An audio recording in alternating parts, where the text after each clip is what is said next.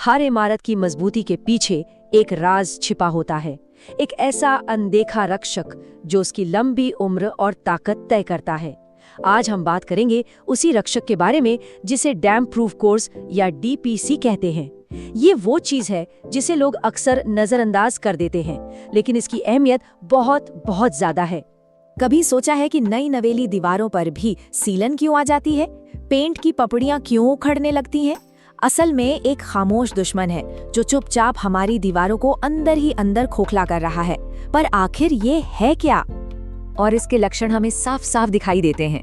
दीवारों पर वो जो सफेद पाउडर जैसा जम जाता है ना, उसे एफ्लोरेसेंस कहते हैं।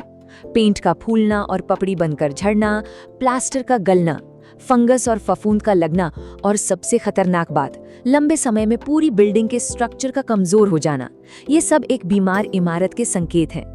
तो इस अदृश्य दुश्मन का नाम है कैपिलरी एक्शन। ये एक नेचुरल प्रोसेस है जिसमें जमीन की नमी ईंटों और सीमेंट के इतने बारीक सुराखों से ऊपर की तरफ चढ़ती है, बिल्कुल वैसे ही जैसे दिए की बाती में तेल ऊपर चढ़ता है। सारी सीलन की जड़ यही है। तो फिर इसका पक्का इलाज क्या है? इसका जवाब है डीपीसी, यानी डैम्प प्रूफ कोर्स। ये कुछ और नहीं, बस एक वाटरप्रूफ लेयर है जिसे दीवारों में लगाया जाता है। इसका सिर्फ एक ही काम है, नमी के ऊपर चढ़ने वाले रास्ते को पूरी तरह से ब्लॉक कर देना, एक फुल स्टॉप लगा देना। तो चलिए इस रक्षक को और करीब से जानते हैं। मतलब इसे लगाना कहाँ है, ये कितने तरह का होता है, और सबसे जरूरी, इसे बनाया कैसे जाता है। आइए डीपीसी से जुड़ी हर खास बात को समझते हैं।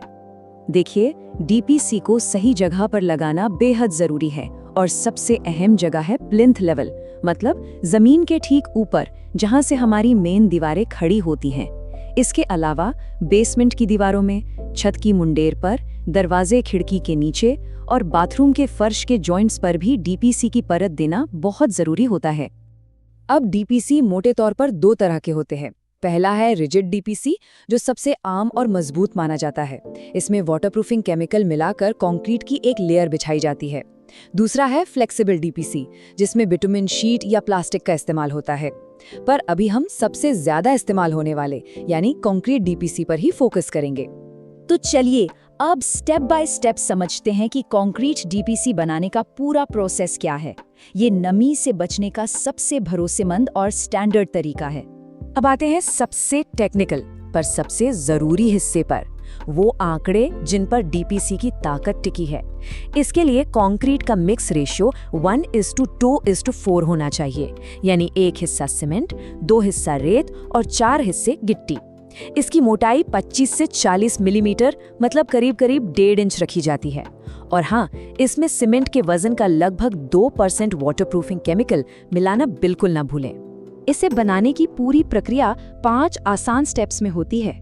सबसे पहले सतह को अच्छे से साफ और लेवल किया जाता है। फिर दूसरा स्टेप शटरिंग, मतलब किनारों पर लकड़ी या लोहे की प्लेट्स लगाकर एक सांचा बनाया जाता है। तीसरा मिक्सिंग, 1:2:4 के रेशियो में वाटरप्रूफ केमिकल के साथ कंक्रीट तैयार करना। चौथा लेइंग, इस मिक्स को एक बराबर मोटाई में बिछाना।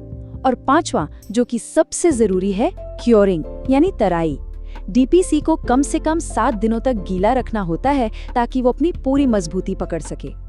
अब उस सवाल पर आते हैं जो शायद सबसे अहम है, पैसा। डीपीसी लगाने में कितना खर्च आता है, और इसे नजरअंदाज कर दिया तो उसके नतीजे क्या होते हैं? चलिए इसका पूरा हिसाब किताब समझते हैं। तो यहाँ 2 तरह के खर्चों की कहानी है। एक तरफ है डीपीसी लगाने का खर्च, जो घर बनाते समय किया गया एक छोटा सा वन टाइम इन्वेस्टमेंट है, और दूसरी तरफ है डीपीसी न लगाने का खर्च, जो भविष्य में बार बार होने वाली मरम्मत, पेंटिंग और न जाने कितने बड़े बड़े खर्चों की शक्ल में सामने आता है। और ये देखिए, ये आंकड़े पूरी कहानी को एकदम साफ कर देते हैं। डीपीसी लगाने की शुरुआती लागत पूरी बिल्डिंग के खर्च का सिर्फ 1 से 2% होती है, सिर्फ 1 से 2%। लेकिन अगर इसे नजरअंदाज किया तो भविष्य में मरम्मत का खर्च कुल लागत का 5 से 10% तक पहुंच सकता है। फर्क साफ है। तो पूरी बात का निचोड़ यही है, जैसा कि सोर्स में भी कहा गया है, डीपीसी एक कम लागत वाला लेकिन बहुत ज्यादा अहमियत वाला तत्व है। मतलब एक छोटा सा खर्च जो एक बहुत बड़े नुकसान से हमें बचाता है। और आखिर में बस एक सवाल खुद से पूछने की जरूरत है, क्या अपनी इमारत के बाकी 99% हिस्से को बचाने के लिए शुरू में सिर्फ 1% का निवेश करना एक समझदारी का सौदा नहीं है? जरा सोचिए, जवाब खुद ब खुद मिल जाएगा।